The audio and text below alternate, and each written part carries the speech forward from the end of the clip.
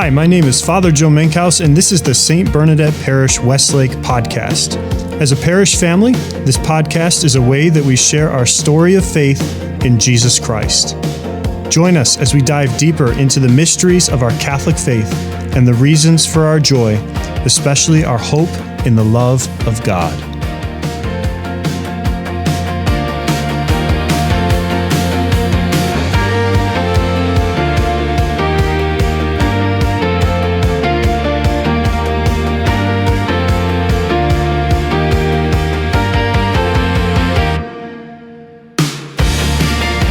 Hello, this is Father Joe Menkhaus with another episode of the St. Bernadette Parish Westlake podcast, joined once again by co-host Trapper Jack. Good afternoon, Trapper. Good day. Iconic, what's the word for today? Iconic, hero. I'm going to put in hero. I'm going to put hero in this thing. Because when you deal with sports, you have sports heroes. That's true. That's true. We're escalating quickly here. Yeah, obviously faith-based, so I'm excited about today. Absolutely. Our guest today is none other than Dan O'Leary. Dan, welcome to the podcast. Oh, thanks so much for having me. I don't know about iconic and hero, but I'll take it. Now you have to live up to that. It's awfully generous. No pressure. No pressure whatsoever. Well, Dan, since the beginning of the podcast, people have been throwing your name at me to have you on this podcast. So excited that it can finally happen.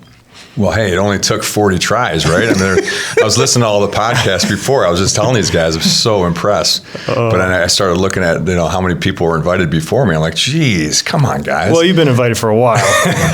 We just finally made the calendars work here. So it's so great to have you on finally. And as you probably know, you've heard a few of these, that the podcast was born out of the bishop's letter to us back in December of last year. And the idea is that one of the best forms of evangelization is sharing our story, the way that God has worked in and through our lives. And especially here at St. Bernadette, we're a huge parish. We got 2,500 families, and it's very possible to go to the 11:30 Mass every week and not realize what amazing people we have at the 4 o'clock vigil. And so we thought this podcast is a great opportunity to get to know our people, let them share their stories, and truly have an opportunity to evangelize. And it's amazing because I know that there are non-Catholics, there are fallen away Catholics, there are folks who have had no interaction with the faith that listen to this podcast. And so we're grateful that you're willing to share your story and how the faith has impacted you, how your relationship with Jesus has impacted you, and how it might be able to be shared with other people as well. Oh, I certainly appreciate the opportunity to be here today. And like I said, you guys, in all seriousness, have done a phenomenal job. I've enjoyed listening to the other podcasts, and Marty Einen and Tim Buckley, and great friends of mine. And it's kind of a cool peek behind the curtains for other parishioners that don't know everybody. So this is really neat what you're doing. We always love to get the background. I know you're a St. Bernadette kid, so if you kind of want to pick it up from there, or family and you're growing up and kind of go through, we get a little bit of the resume. Father Mike Schmitz always talks about, your resume, but also your eulogy, what people you hope will say about you at some point. But what's the resume part of your life? Oh, geez. Okay. So, I'm born and raised here in Westlake, actually graduated from St. Bernadette in 1992. Before coming to St. Bernadette, I was with, first we grew up in North Olmsted, and then we ended up moving to Westlake, started off in the public schools, and I wanted to go to St. Ignatius. And back then it was kind of like you had to go to a Catholic school in order to go to St. Ignatius or St. Ed's. And I remember going to one of the St. Ignatius games back then and just really excited about the potential of going there. So that's for football? For football, yeah. And then, I transferred over in 7th grade, played football, basketball, baseball, and, enjoyed the school 7th and 8th grade. A lot of families are here right now that I went to school with, the Cook family and the Myers and, Lauren DeFazio. I really enjoyed, the couple years that I had here at St. Bernadette. Obviously, after St. Bernadette, I went to St. Ignatius. Played football, basketball, baseball, student council, all that fun stuff. It was just a great experience. 3 state championships, by the way. Yeah, well, 3 state championships. I made varsity as a sophomore, so we won it my sophomore year, junior, and senior year. They also won it my freshman year. I wasn't on that team, but yeah, it was really an incredible time. Obviously, Coach Kyle, legendary coach. 2 of those state championships were national championships. It was just everything, the right timing, everything coming together at the right time, and very, very, very good experience on so many different fronts there. And during that time of your life, that middle school, high school years, what kind of impact did faith have on your life at that point? You know what? Actually, it really, my faith got so much stronger. I would say at confirmation. My mom growing up, when I was a toddler, she would take me to mass every single day. And so that obviously was a phenomenal foundation. But it wasn't really until my 8th grade confirmation where there was kind of like an imaginative prayer that I can't even remember who it was that led the prayer. I don't think it was somebody of St. Bernard's. I think it was somebody from outside came in and led a prayer and talked about, imagine yourself going to the 13th floor of a 12-story building, and the elevator opens. It's a long hallway. At the very end of the hallway, a door is open. The lights on, and you imagine you're kind of just using your imagination. You're walking down the hallway. You open the door, and Jesus Christ is sitting right on a chair, and he's got a chair right next to him, inviting you to come have a conversation. And so I will honestly say that I started using that as my form of prayer. Obviously, Our Father and the Hail Mary and all of that. But this was kind of like, I felt in my mind like the next level of actually having a conversation with Jesus Christ. So do you remember what you talked to him about? It was just whatever was on my mind. Just obviously at that time, the worries and the fears of going to St. Ignatius, you're the small fish in the big pond, and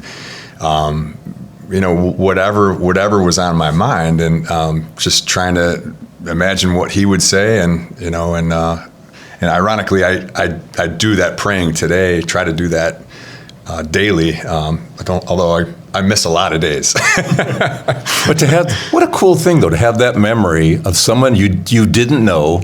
A stranger, a gentleman, you said, that to kind of line that up, that stuck with you, to walk down that hall and that 13th floor. Yeah, it was a different form of prayer that I was never really introduced to. That broke you out of the Our Fathers and Hail Marys, and you can have a conversation. Yeah, and a lot of it I think is kind of creating that atmosphere too. The lighting the candle, listening to the meditation music, and making sure you're in a spot where you're not going to be bothered, and it's intentional time. But that kind of, that was the catalyst. And I think, the Ignatian prayers that I found out later through Ignatius, and I've gone on some retreats as an adult, they further try to emphasize that same sort of imaginative prayer. It's super Ignatian. Ignatius actually talks about when you go to prayer,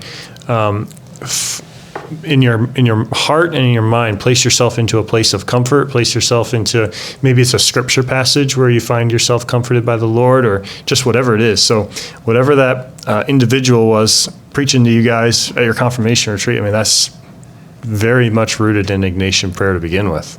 So it's cool that he followed you then into high school. It's awesome. Yeah, it's definitely.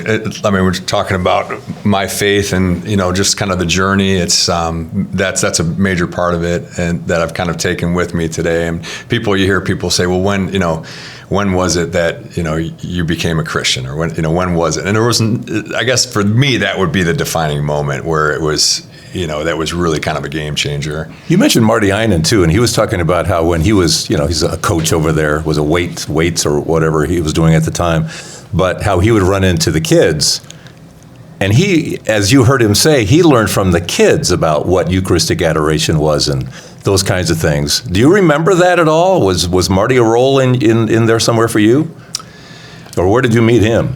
Marty and I met. He came to one of the games, the football games at St. Bernadette. Back in the day, it was 7th grade, and I was introduced I was introduced to Marty by somebody else that was affiliated with St. Ignatius, but So you're scouting? yeah, but there was no recruiting back then. Noted. Oh, never. Oh, never would there be. Yes. But honestly, I don't know as far as Eucharistic adoration. I wouldn't say Marty had a part in that, or as far as like kind of steering me towards my faith. But what I will say is Marty. A lot of people that know me, they know that I'm huge into goal setting, and I've literally had my goals saved from 7th grade to this day. And where do you keep them?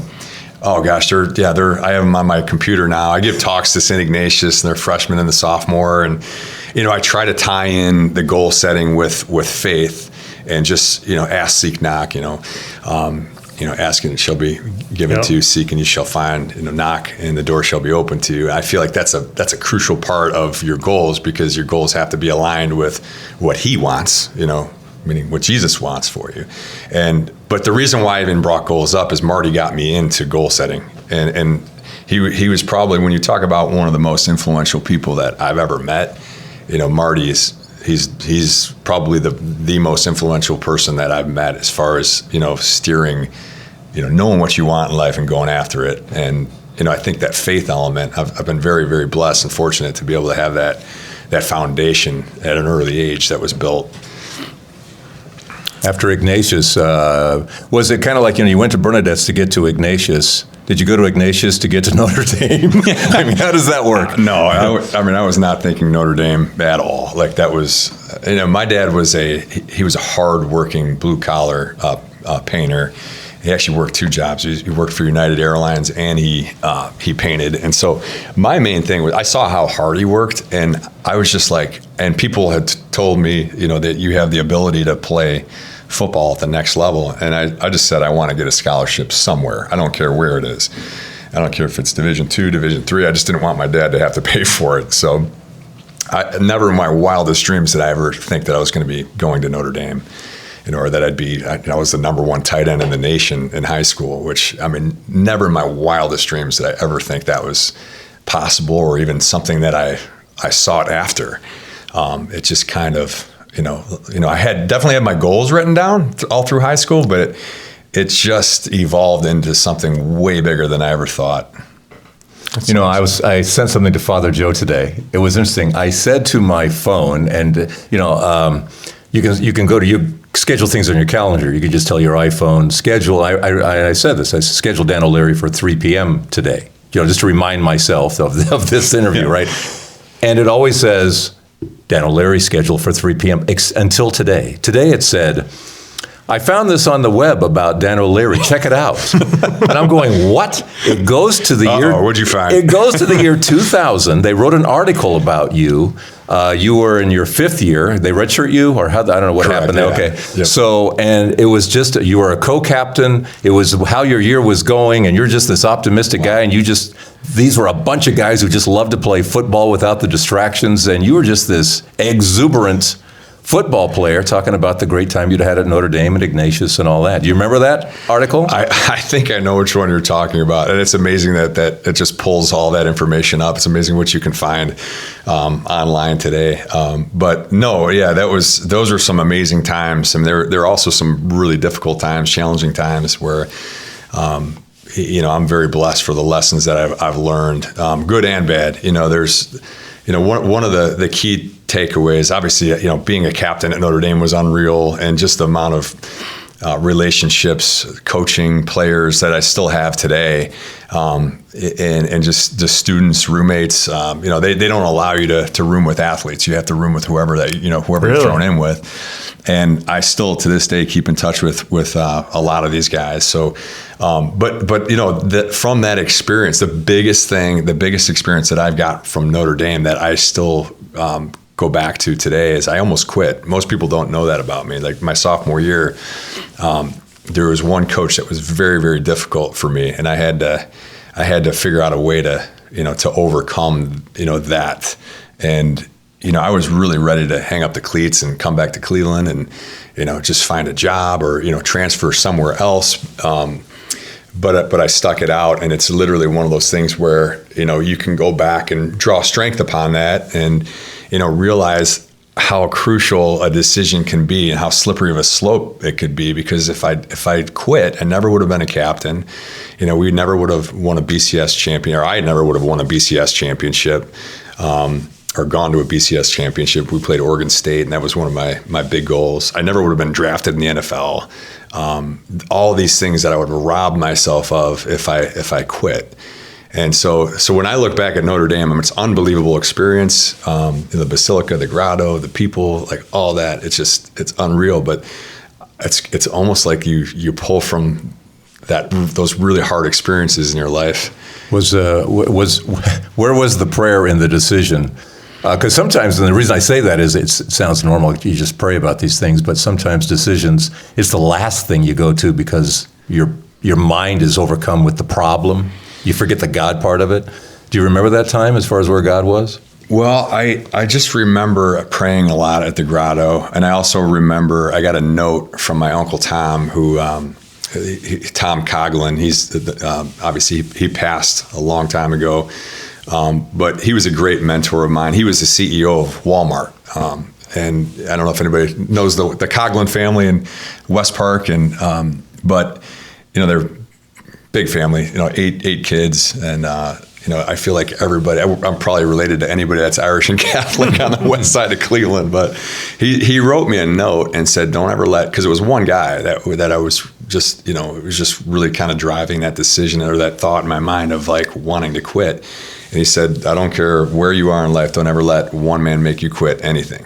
And so I really took that to heart, and I there was a lot of other things too that, through prayer and, through conversations with my mom and my dad and friends that, just made me stay there and stick it out. But I remember working harder than ever and having almost kind of like a chip on your shoulder type of mentality where, you're never going to be in a situation where you're unprepared. And so I learned a lot about preparation and about how to have the proper mindset in those situations. And I've had to face several other ones beyond that, since that I can kind of draw strength on that situation from. So those are important life lessons, and they just stink to go through. I mean, they rip your heart out, and yet after the fact, you can look back and say, yeah, it was probably a good thing I went through that. Yeah, it was definitely a good thing. And, and God wants you to go through it. He wants you there. I'll tell you what, too, and like I've been able to use that scenario and many others too. I think it's helped me become a better parent too. I've got 3 boys. Shane and Ryan actually both went to St. Bernadette. My youngest actually goes to St. Angela's. But just in being a parent, like, because they're gonna, they've already have had adversity thrown their way, and just kind of having a bigger, more mature mindset that, you're not going to understand things all the time, and you don't have to. You just kind of you have to rely on his plan and have, trust in his plan. Like, is that easier at Notre Dame? Understanding, but, trust in his plan. Is that easier at Notre Dame? We think of Notre Dame, that's the Catholic school, but is it? Is it easier to? Yeah. Is it really a strong Catholic school? Did you get a sense of that? I mean, you're seeing priests walk around, but was it the kind of environment that you think? 100%. Yeah. I mean, it's got to be the most, even today. I manage 5 states for my work, and one of them is Indiana. And anytime I go to Fort Wayne or South Bend, I always stop. Anytime I'm going west, I always stop at the Grotto, because it's got to be the most peaceful setting you've ever seen. I mean, are you guys familiar with the Grotto? I've been there once, yeah. Okay, and the Basilica. Beautiful. You would absolutely love it. Yeah, it is gorgeous. What's in it? Well, the Basilica is just, it's absolutely beautiful. I mean, it's just a huge Gothic church. Very, very beautiful. Yeah. Yeah, and it's the history there. The Grotto is right next to the Basilica. It's also it's after Our Lady of Lourdes, right? The Grotto. Yes. Yeah, it's after Our Lady of Lourdes. Okay. Yeah. There's two lakes and walking trails, and it's just a real peaceful area. But anytime you're kind of, searching or needing to pray about something, it's a great place to go and just kind of calm your mind. I'm having a flash here because, anytime you watch a football game, every now and then you'll see the kids, they win the game, and it's, I just want to thank God, and da-da-da, and they go through the whole thing. They never go to the losing team. I've never seen a losing player say, I just want to thank God. Well, actually, Justin Fields, I don't know if you saw that or if you follow that at all, but he got benched. Justin Fields is the quarterback for the Jets, and he got benched, and he actually was interviewed, and he thanked God for that, for that happening, because I kind of similar along the lines of what we're talking about. Mm-hmm. Sometimes, it's not a bad thing when something bad happens, and maybe it's something where God's calling us to pivot, switch gears, and do something different. But he thanked God, for that opportunity, because he knew he was going to come out of it stronger. We had a spiritual director in the seminary, and he would say to us, gentlemen, there are never bad days. There are only good Fridays. And the point he was trying to make was that even the worst days that we have are preparation for an Easter Sunday that's coming after. Just like Christ endured the Good Friday, right? Yeah, that's neat. The worst day of Jesus' life ended up becoming the means for the best day.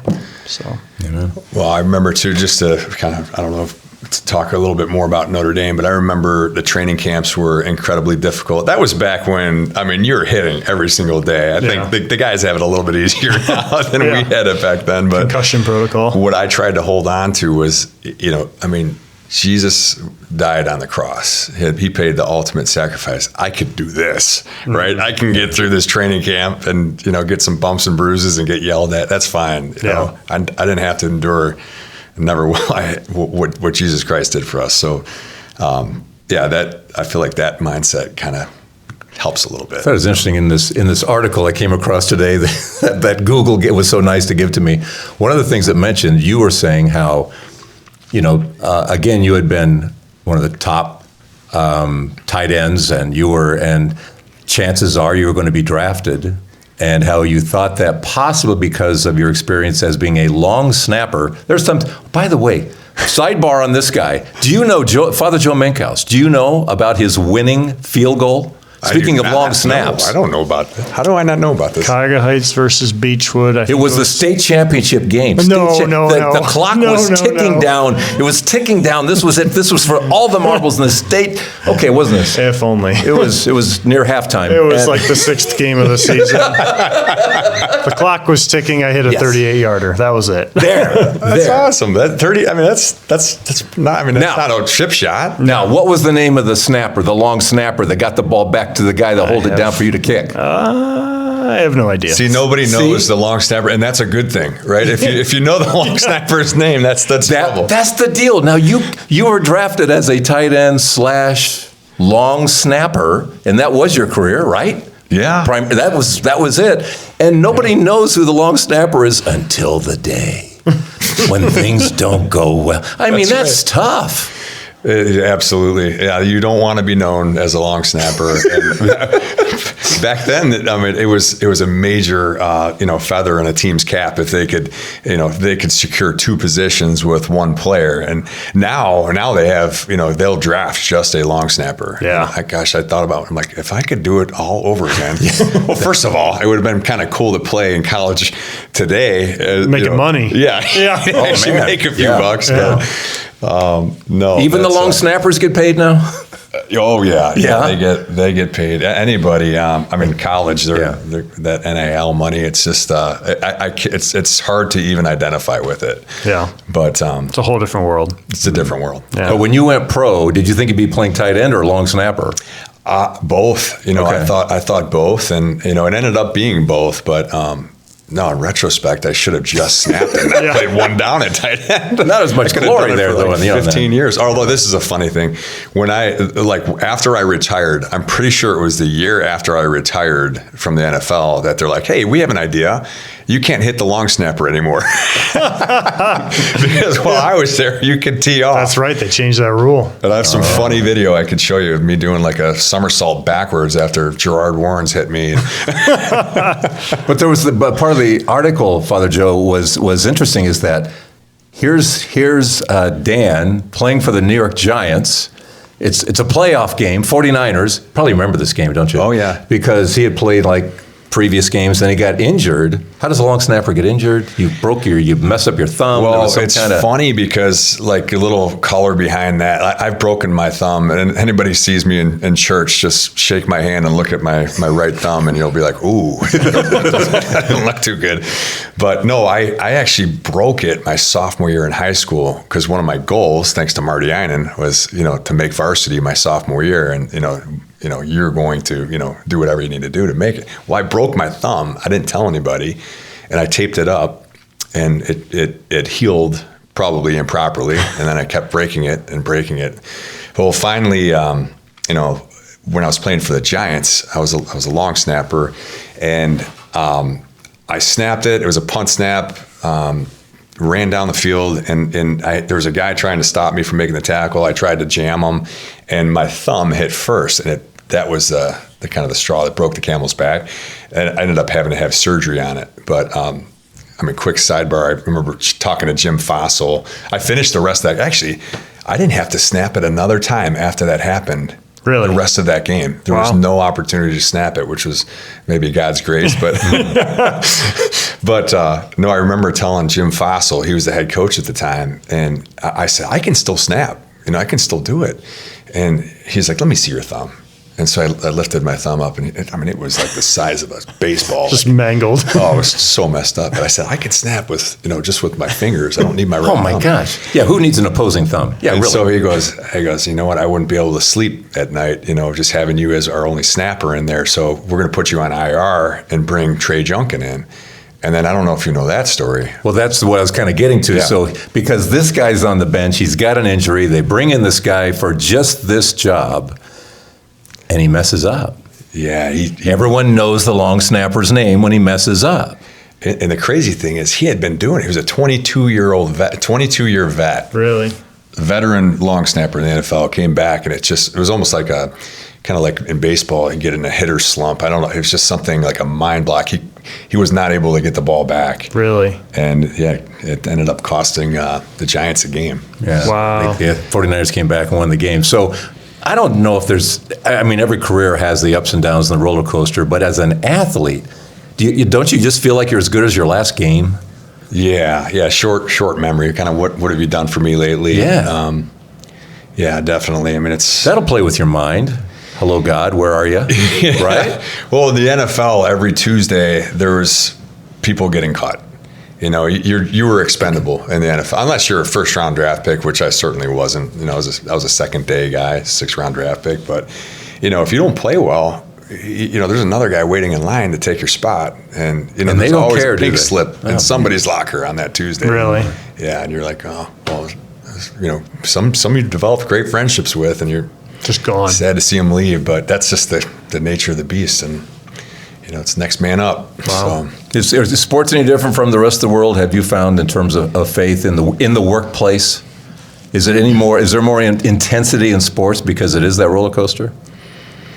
I guess it all depends on what you're doing.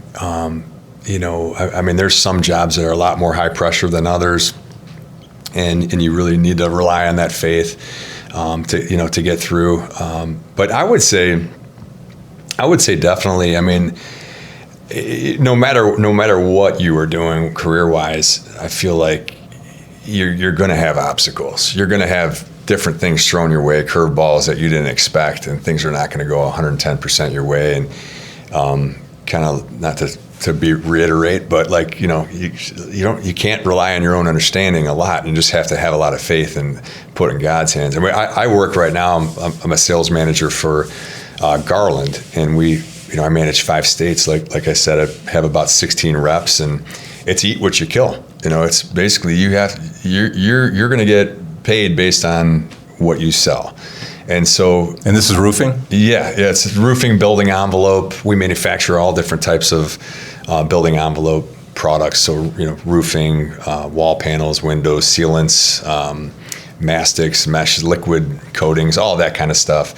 But you eat what you kill. And at the end of the day, my leadership style is really all about, hey, you just control what you can control. And then, after that, it's like, if you can rest your head on a pillow at night knowing that you've done everything that you could possibly do to succeed, you're not going to have failed from a lack of effort. And so, I mean, a lot of that is like, hey, do what you can do and then put the rest in God's hands and don't worry about it. I remember Coach Kyle used to say all the time, as long as you're mentally, physically, and spiritually prepared, if we lose, or if we don't have the outcome that we want, it's not going to be from a lack of effort. So now just go have fun, turn it on, put it in God's hands. And I feel like that takes the pressure off, that mentality kind of. You ever hear John Wooden, a famous UCLA Bruins basketball coach, won 12 national championships, and he never used the word win. He never said go win the game. Is that right? He always talked about painting your masterpiece. Same idea. So at the end of the day, just do the best you can. Be prepared. Don't leave any of it just on the field. Just do the best you can. Never said the word win. That's incredible. Yeah. I mean, it's just, to me, that's all about habits. You can control your habits. You can control getting up early in the morning and working out, and whatever it might be, whatever your routine is, meditation, prayer, and that's what I tell my salespeople. I'm like, you can control the blocking and the tackling. Let the scoreboard take care of itself, and it simplifies things really. Are you still speaking too? Do you still go out and speak? Like public speaking? Mm-hmm. Yeah, I do. What's the message?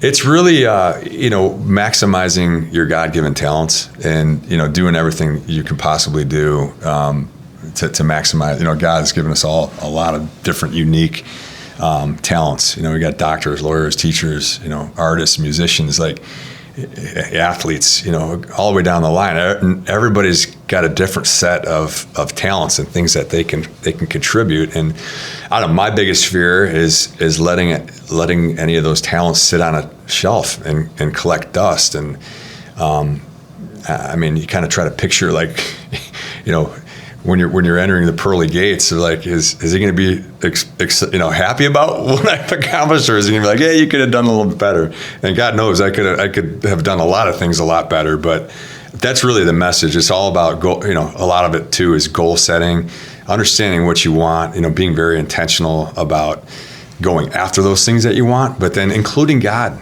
in that, in the whole ask. Making sure that what He wants for you is aligned. And I feel like when those things happen, it's pretty powerful. Yeah. That's where excellence happens. Well, you would know. I mean, I'm preaching to the choir over here. Well, yeah, it's funny because I've never been much of a goal person because I'm too afraid to fail at achieving the goal. Well, I've written them, but I haven't reached them all. Okay. I'm not going to sit here and say that I've reached every goal that I've ever made. Not often you hear a priest say, well, let me tell you my 10 goals. It's like, it usually isn't in the same sentence. Or even like my 10-year plan, or because really it's in the bishop's hands. Mm. But as you look at you say you still have all your goals. I do. Yeah. So if you're addressing high school students, do you look at your high school goals and go, these look pretty pathetic now, but, or do they still measure up? No, I mean, and that's one thing, I'll display those, like when I'm talking to St. Ignatius, I will display those up on the screen, and some of them are very attainable, some of them are not, and I would just say, too, for anybody that's listening to this that is setting goals. I mean, I think you have to set them so they're attainable. Mm-hmm. You don't want to set, like, I'm not going to set a goal to become the next president of the United States. Yeah. Although maybe you should. But I would maybe, set a goal to get to a certain weight, or, it has to be measurable, right? Exactly. Yeah. Time bound, very specific. And Marty was a big believer in that. Like, I would write goals down, but they wouldn't be specific enough. So he'd kind of push it back to me and say, all right, that's great. That's great that you want to be an All-American tight end, but, by what time and what are you going to do? What's the how? Like, it's great to have the what you want to accomplish, but what's the how? Like, what's the meat and the gravy that supports it? and then by what time? When do you want this to happen? That's awesome. There's a family here too. Should mention the family. Yes, yeah, 3 boys. Yeah. Beautiful wife, Kate. Gosh, without her, I mean, she makes it very, very easy for me to. Where'd you meet? We actually met at St. Coleman's at the St. Patty's Day parade in high school. That is so Irish. Yeah. High school. So Irish. Yeah. Wow. Yeah, it was pretty neat. I remember Cullum Carr, who was the best man at my wedding. His mom was like the Irish Mother of the Year, and she was just like totally entrenched in the Irish community. He knew everybody that was Irish. He knew who they were, and I remember meeting her at St. Coleman's. I'm like, Cullum, who is that? And he goes, that's Kate Lally. And I said, I'm going to marry that girl someday. And that's in high school. And we didn't even date after that. I think I tried to talk to her, and she's like, talk to the hand.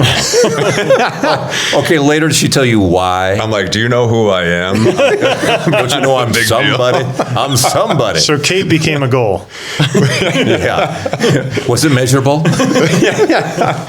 I don't know. It became a little bit more measurable, like after, later in life, but that wasn't God's What timing. did you do to win her over? What was it? Oh, geez. Was it a thing? Was she finally just got tired of saying no? Yeah, probably. That's like the sales mentality. I just don't stop that. She gave in. Yeah.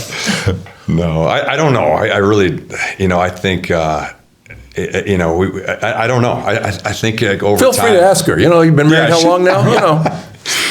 Yeah. What was it? Why did you actually decide to go out with me? Sounds like a great dinner conversation tonight. Yeah, that sounds like a good one. But you guys stuck together pretty much through college, and I mean, just. Well, ironically, we did not date all through college. We'd come home, for Thanksgiving break or different breaks, and we'd run into each other. And I think we were always like smitten with one another, but we never dated. Didn't even date like when I was playing in the NFL, when I was playing for the Bills, but I was dating somebody else at that time, and I remember she was living in Buffalo. She went to Deauville, which is in Buffalo, and I was playing for the Bills, and I was dating somebody else at the time. And we saw each other at this place called Soho, which was a like restaurant / bar in Buffalo, and just kind of rekindled a little bit of that feeling, and so. Like shortly thereafter, when my NFL career ended, I came back to Cleveland, and I just called her out of the blue. I actually asked Cullum Carr. I'm like, hey, do you have her number? And he's like, I don't have her number, but I have the parents' number. And I'm like, I'm just going to call it. So I called their parents' number, and I was leaving a voicemail on their answer machine. And then Margaret, who you've met, Margaret, yep. She answers the phone. She said, hello? And I said, I'm like, oh, hi, Mrs. Lally. This is Dan O'Leary. I'm a friend of Kate's. And she's like, does she know you? She's kind of. So, and then Kate, after that, she played hard to get. She didn't call me for a couple weeks, and then called me back, and we started going on dates once a week, and the rest is history. So, wow. Yeah. That's a cool story. That's pretty awesome. Yeah. There you go. You had the real salesman going after the deal. Tell you. Yeah. Never quit. Wow. That's awesome. Well, Dan, thanks so much for joining us today, for sharing your story. I know I'm inspired, and I'm going to probably reconsider my attitude towards goals at this point in my life, because there are certain things that on a personal level I know that I'd like to achieve, but I've never really taken the time to analyze what it would take to get there. So, but just to your witness of faith, especially in trials and difficulties, and recognizing that sufferings are kind of like the Good Friday that leads to Easter Sunday. There's so many great life lessons there that I know will be good for our people to hear. So thank you. No, absolutely. No, thank you for the opportunity to be here with you both today. And it's funny like how often you just talk about your past, and it's kind of funny to kind of dive back into it and see what blurts out. So I was going to say, hopefully we didn't poke any sleeping bears or something. Yeah, I don't know. There might be a few out there, but it's all part of the fun. Before we were recording, he was talking about how mom was driving you to school. Every now and then have Trapper on the radio. Oh yeah, back in the day when you were just a little guy. Yeah, she would listen to 102.1 all the time. That's how I knew who you were right away. So Yeah, Trapper Jack. You're famous. And I remember, I remember you, because you made the news. You made the news as you went through high school, and from Bernadette's to high school, and of course on to college, and so you were always a name. You know, you were also a name to me. So this is great to meet you as well. Thanks so much. Well, as we always do, we'll give this thing over to Our Lady, Notre Dame. Hail Mary, full of grace, the Lord is with thee. Blessed art thou among women, and blessed is the fruit of thy womb, Jesus. Holy Mary, Mother of God, pray for us sinners, now and at the hour of our death. Amen. And Dan and Trapper and all of our listeners, may Almighty God bless you, the Father, the Son, and the Holy Spirit. Amen.